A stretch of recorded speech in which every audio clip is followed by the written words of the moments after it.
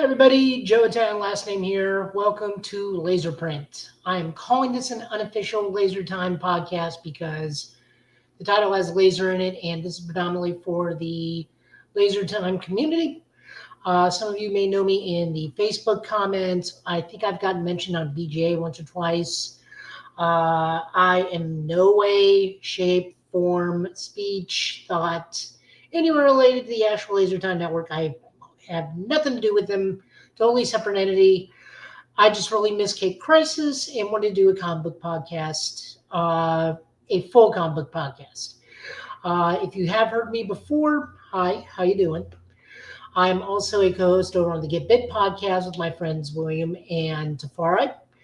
But we're going to establish some ground rules. As I said, rule one, totally unofficial, no way, shape, or form related to the actual Laser Time Network. I just have laser print, laser in the name, and I did this because there's no Cape Crisis, and I want to make a full-time comic book podcast. Two, I'm going to be covering more mainstream titles, but I'm not going to be covering titles that really don't need help, like, for example, Batman. I'm not a big Batman fan.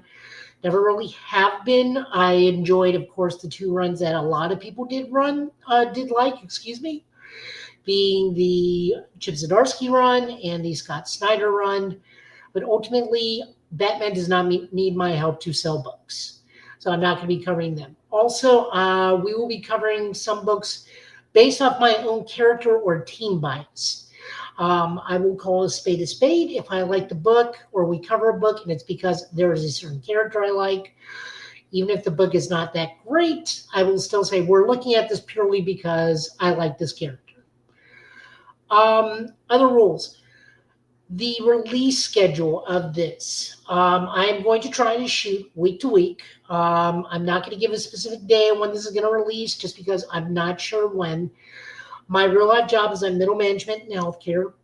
I am also a part of another podcast, and I also work at a card shop at least 3 to 4 times a week over at Middle Tennessee Gaming. We are going to do some cheap pops for some of the stuff I do. So in the event that life happens and I can't record an episode, I'm going to try to merge 2 weeks to get us caught back up. But there's just always an event we will miss a week because life happens and I have an extremely busy schedule. It just happens. It happens to everybody. My opinion is my own on these books. If you have a different opinion, that is absolutely fine. If I don't like your favorite character or you don't like any of my favorite characters, that is also fine. DC and Marvel have very rich histories, and this is a very, very deep, rich medium to what we're going to be looking at and covering, no matter how many times DC reboots and no matter how badly Marvel needs to reboot. So there's that. Also, a little bit about me. I think you may have heard me mention maybe a couple times on VGA. I don't know. I haven't listened to everything. I'm getting caught back up. Again, life be lifing. My favorite teams are the New Mutants, Generation X, the JSA, the Bwahaha era, JMD Mateus era of the Justice League. That's the Bwahaha era, the Booster and Blue Beetle era. I'm a huge fan of Kyle Rayner. I'm a huge fan of Ben Reilly, big fan of Magic, big fan of Emma Frost. Those are some of the characters I like. First and foremost, my all-time favorite character is Jack Knight Starman. I even costume as him. So there's that. That's just how much I love books. I've been reading since '89. I lived in Korea during that time, and toys were not as abundantly available. It was more model kits and whatnot, so I opted into comics and never went back. That being said, we can go ahead and start off. We usually look at Marvel, DC, and then some indies that strike my fancy, so that's usually how the format's going to go. Usually it's DC first, then Marvel, then some of the indies. I will tell you now, I don't mind recommendations. If you want to drop those in the comments, let me know. I'll be happy to take a look. I'm not a big fan of horror books, so just be aware of that. I would love to read Nightwing again, but the team left, and I just don't really enjoy the direction it's going now. Um, Recommending me Batman books, you're going to get a 50-50. I may cover them, but it's only because Batman's appearing in another person's book, or they are happening in tandem with another story, or they are part of a storyline. So getting me to do Batman is possible, but it's just going to be one of those, how does this anchor into the grand scheme of things? So first up, we're going to be looking at Absolute Wonder Woman number 15. This is written by Kelly Thompson, art by Hayden Sherman, colors by Jordi Belair. This is the first time anybody in the Absolute Universe has teamed up with anybody and is Batman Wonder Woman. This is a book that is going to be pairing with Absolute upcoming issue of Absolute Batman number 16. The long and short of it, murders being committed in the name of Hecate and happening in Gotham. So Wonder Woman has to investigate and just immediately seeks out Batman. Regardless of them being in a universe that is corrupted by Darkseid's influence, Diana and Bruce are still Diana and Bruce. To which, I mean, they immediately hit it off. They have great mutual respect for each other. Diana even tells Bruce point blank, I'm not a detective. You are the best of what you do. I need your help in solving this, and you're going to need my help because these are being done by magical means. These murders are by magical means, and I can probably help you out on that. So they team up. They are being watched by the, I guess, Injustice Gang or the absolute version of the Legion of Doom. I'm not really sure what their moniker is at the moment. But they are being watched by them. There's a bit of a trap. There's some fighting. Ultimately, really, really fantastic issue. I really do recommend reading Absolute Wonder Woman. This book is, by leaps and bounds, probably the best of the Absolute line. Artwork is amazing. I cannot recommend it enough. Moving on over, we are looking at 3 books, all part of the current ongoing storyline in DC KO, which is the current event happening in DC. We are looking at Flash number 28. This is the Flash versus Green Lantern, more specifically Jay Garrick versus Guy Gardner. This is considered round 6 of the 2-on-2 fighting. This is written by Mark Waid and Christopher Cantwell, art by Vasco Georgiev, and colors by Matt Herms. So the way the individual issues are being structured is best 2 out of 3 falls, and every time they fight, they get to choose various incarnations of their character history with weapons and powers. So first up, we have just standard Jay Garrick versus standard Guy Gardner. Guy gets the win because it's Guy, and he's going to use whatever means he has necessary. Next up, we have Red Lantern, Green Lantern, Guy Gardner from the Blackest Night era versus Jay Garrick, who's just become one with the Speed Force, and Jay wins that pretty handily. Final fight is, I want to say, World War II era Jay versus 1990s Warrior version Guy Gardner. I am not going to spoil how that fight goes, but we do have a definite winner, and artwork is fantastic all the way through. Guy is the current version of Guy, regardless of which era he picks himself from. He is not bowl cut Guy, he's buzz cut Guy. Those are 2 very different distinctions. Bowl cut Guy is not a likable character, and a character a lot of people think Guy is currently. Buzzcut Guy is an ass, but he is a lovable asshole that will get your respect from the stuff he does and how far he goes out of the way for people in the books as of late, really.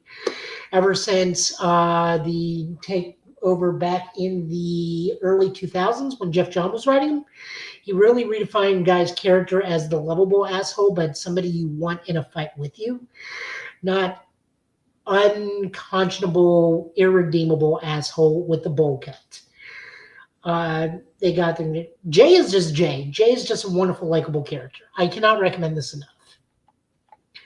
Round 7 is from Superman 33. This is Lex Luthor versus Etrigan the Demon, just now known by The Demon. This is written by Josh Williamson, also art by Hayden Sherm, and colors by Alejandro Sanchez. Honestly, this is not a great book for me for the A story. The A story is the KO battle between Lex and Etrigan. The B story in this issue is going to be Lois and Superboy Prime, who's now feasibly a good guy, trying to jury rig all these Superman robots to help them break into the KO tournament to assist Clark. I can't recommend this just because I don't really have kind of an anchor to either Lex Luthor or Etrigan. Lex has his classic costume, his Villains United era, or it's the Villains Reign, the one where he was wearing the Superman, blue Superman armor. And Etrigan, I know, is normal Etrigan and also Demon Knights, which was a New 52 title. So there's that, but it's not really my thing. If you enjoy Superman and have a deeper appreciation for Lex and whatnot, go for it, but ultimately I can't recommend this. Next up, we got Red Hood versus the Joker #1. This is round 8. This is written in tandem with Scott Snyder and Joshua Williamson, with Dustin Nugent writing various pages and Giuseppe Camuncoli writing other pages for pencils. Inks are by Mark Morales, and John Calles is going to be doing colors. This is exactly what you think it is. This is a extremely violent issue with some censoring. This is still 13 plus, but there is some pretty graphic kills in this. We see Jason and Joker in their modern costumes. We see them in their 1980 Death in the Family uniforms, and we see them going back to their both original Red Hood attire. It is back and forth. It is brutal. The artwork is fantastic and chaotic as it needs to be anytime dealing with the Joker. I can recommend this. This is at least a one-shot because there is no Joker versus Red Hood ongoing. So if you want to leap into it, go right ahead. Next up, we're looking at Trinity, Daughter of Wonder Woman #6. This is written by Tom King, art by Belén Ortega, and colorist by Luis Guerrero. This is just a very sweet, wholesome issue. This is Trinity, which is the daughter of Steve Trevor and Diana, going around time trying to capture super corgis that will somehow repair the fractured timeline. But in this particular issue, she just winds up spending a day with her dad. It is, unfortunately, this is the last day her father will be alive, but even he says, I've been to the underworld before, I know how to get out. So this is just a very wholesome, wonderful episode where it's just a father and daughter spending time together because Steve doesn't know his kid, so he gets to spend at least a day with Trinity. And then that's pretty much just the issue. Usually this title is a lot more comedic. This one's a lot more, as I said earlier, a lot more wholesome, less on the comedy, more on the heartstrings. I can definitely recommend this. The art's good, story's good. Winds up on a pretty, somewhat comedic, happy ending.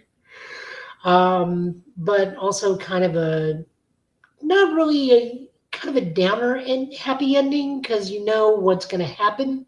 They say it right up front of the book, but it still kind of also ends on an upbeat. So it's on both of a downbeat and an upbeat. I do recommend it. Next up, we got Green Lantern #30. This is written by Jeremy Adams, art by Carmine D. Domenico. I'm butchering that name poorly. My apologies. Colors is Romulo Fernando Jr. Something's been going on with Hal's of late, and he's kind of doing Kyle's Heroes Quest, going to different superheroes, doing one-shots. This time it's with Batman because he doesn't like Batman, and Batman doesn't like Hal.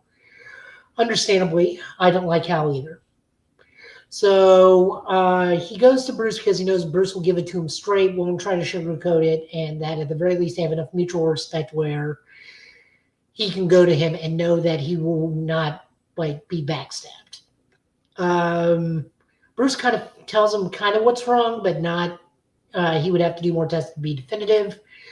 But Gotham is Gotham, so they got to go save it. Turns out there's a metahuman whose powers is activated, and They're having controlling it. Naturally, Batman tries the Batman approach and immediately fails because Batman is for scaring people, and scaring somebody with new powers, especially new mental powers, is not great.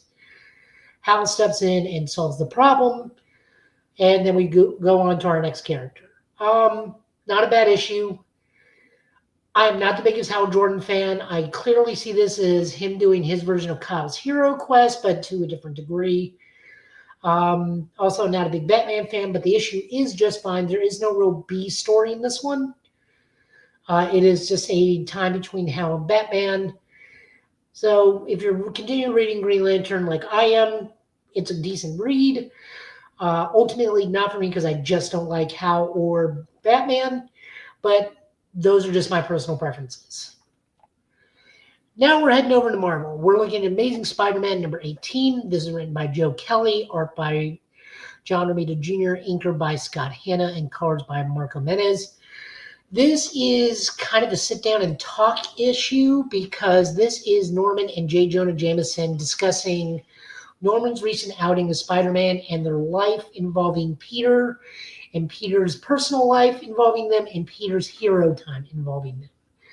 We also do have a backstory of someone is attempting to round up all the former goblins, including Norman by the end of the issue, using robots. I don't know if they're goblin slayers or modified spider slayers.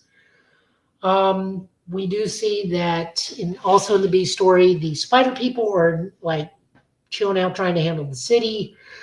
Ben Reilly is masquerading as Peter in his daily life and kind of may have sabotaged his lab mate Brian Narings and his project just so he can take credit, but we're not entirely sure. But the crux of this issue is just Ben and Jonah sitting and chilling, talking. I like the storytelling, but I do not like John Romita Jr. I don't know if it's him doing digital drawing now, but everybody looks terrible. Like, I do not like current John Romita Jr. I love classic John Romita Jr. I loved his work when he was doing stuff like The Last Days of Spider-Man, when we were looking at the early years of Ben Reilly, when he was on the road. I love when he does The Incredible Hulk. But, like, current John Romita Jr., I do not like. It's really hard for me to recommend this issue because it is great storytelling by Joe Kelly, but that artwork is god-awful. So take it as you will. Next up, we got The Will of Doom. This is the epilogue to One World Under Doom, which was the big storyline Marvel was doing before they jumped into the Book of Revelation X-Men event, which is currently taking over some of the storyline right now. The long and short of this one is this is written by Chip Zdarsky, art by Cafu, C-A-F-U, and colors by David Kroll. When Doom died to save Valeria, he left everything, his wealth, his technology, his science, his findings, his country, his everything to Valeria. So Valeria has to follow with the repercussions of that. Meanwhile, Doombots across the globe are trying to reinsert themselves as the new leader of Latveria, was slowly attacking the White House. The Red Hulk is also there, so Reed Thing and the Red Hulk try to take on a Doombot, while Valeria, Sue, and Johnny go to Latveria to go and settle affairs. Eventually, they wind up. Valeria winds up on a black site island that Doom has for research and off-the-record science experiments from a Doombot that is purely the will of Doom and recognizes Valeria as the rightful leader of Latveria. Valeria makes a choice, and we get the repercussions of that. I think this will be purely contained to Fantastic Four at the moment. I don't know if this is going to have wider reaching consequences across the other titles, especially right now because we're wrapping up Book of Revelation. So I don't think anything's going to come of it right now, but this is something to be aware of because this was the previous story arc. I think this may also spin out into who becomes the new Sorcerer Supreme. Great artwork, good storytelling. Can recommend, especially as a well done epilogue. Next up, we're looking at Spider-Man '94. This is the continuation of the animated series from JM. This is written by J.M. DeMatteis, art by Jim Tao, colors by Jim Campbell. Um, this is kind of a mix of the Clone Saga and the other, because we have 90 eras Kane roaming the streets, looking for Peter Parker and stalking Mary Jane, but we also are dealing with Morlun rather than the Jackal, who is Kane's creator in this continuity, and also Ezekiel from the Totem of the Spider. So it's kind of a hodgepodge, like three storylines rolled into one. Craven is also here, but Craven in the '94 continuity is a good guy because of what happened during, I want to say, season 3 or 4 of Spider-Man, where he and Mariah Crawford left Spider-Man on good standings, and good standings Peter's still in with Sergey. The only issue I have with this, because it's an okay read, it's a pretty solid read. J.M. DeMatteis knows what he's doing when he's writing Spider-Man. My only issue I have with this is Jim Toe does horrible faces, like absolutely god-awful faces. Excellent artwork everywhere else. Everyone looks great. It looks like a good bit from the animated series. But if you focus too much on the faces, it all falls apart, especially when he does Peter Parker's face. Thankfully, he's in a mask most of this issue. But my God, does he have the most Lord of the Rings troll face you have ever seen anybody draw Peter have. And it astonishes me that they're using this artwork. Not that he's a bad artist, but in Spider-Verse, we went to the '94 animated universe, not the movie, the book series.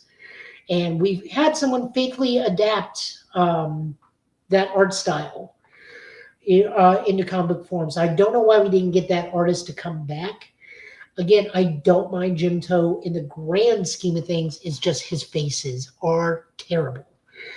So solid read, just don't look directly at the face. Next up, we got Marvel Winter Break. This is written by Tim Seeley and Tony Fleece. At least I think that's how that's pronounced, Fleecs. This is written by Nick Bradshaw, colors by Rachel Rosenberg. This is a one-shot adventure with the collective Marvel community going to the Savage Land, where they institute a photo shoot. Also, they're there to stop Roxxon from drilling energy and oil out of the Savage Lands. There's a lot of pinups in this because this is also a photo shoot book. So there is a lot of beefcake, a lot of cheesecake. And then a good, fun little story. They fight Sauron, they fight Stegron, they fight Roxxon. A lot of characters to show up for no reason other than they're going to be there to institute the photo shoot stuff. And it's specifically more focused on Rogue because Rogue is the key pinup girl from the Savage Land, but there are other people there. But when you think Savage Land pinups, it immediately goes to Rogue. They know what they're doing. Despite the cheesecake and beefcake pinups, this is actually a very fun, very easy to digest one-shot story. I really enjoyed it. I can definitely recommend it. And then finally, we're looking at Sonic the Hedgehog number 83 from IDW. This is written by Evan Stanley with art by Thomas Rothenberger and colors by Leonardo Ito. This is the end of the Lunar, the Masked Thief arc. And unsurprisingly, because this is a finale, we're just in a giant fight with Dr. Eggman. Everybody's there. Rogue, Rouge the Bad, Shadow the Hedgehog, Sonic, Tails, the new characters they introduced. Everyone's fighting Robotnik in a giant circus clown mech as he's trying to steal a Chaos Emerald that was stolen by Lunar the Masked Thief. Everything goes fine as it does. We see that someone carrying a giant coffin on his back has taken the Purple Master Emerald after the aftermath of the fight. So that'll be starting up the new storyline. So if you want to jump into Sonic the Hedgehog there, definitely do it in issue 84. That does start a new story arc. If you're keeping up, let me know what you think of how this one went. Sonic's been pretty solid ever since the IDW reboot. I will definitely say that. I am greatly surprised. Everybody is fantastic. They've had some really killer storylines, especially the Metal Virus zombie storyline, which is probably one of the most iconic storylines since Metal Sonic versus Metal Knuckles, the first fight. So that's definitely there. And guys, that is all the books for the week. I want to thank you so much for listening. By all means, please subscribe. If you're going to donate to anybody, definitely to Laser Time. Hopefully they don't take too much umbrage with me using laser print as a comic book podcast, but I just really miss Cape Crisis, and I know a lot of us did too, so this is why I'm doing this podcast. Thank you so much for listening, and I will see you soon.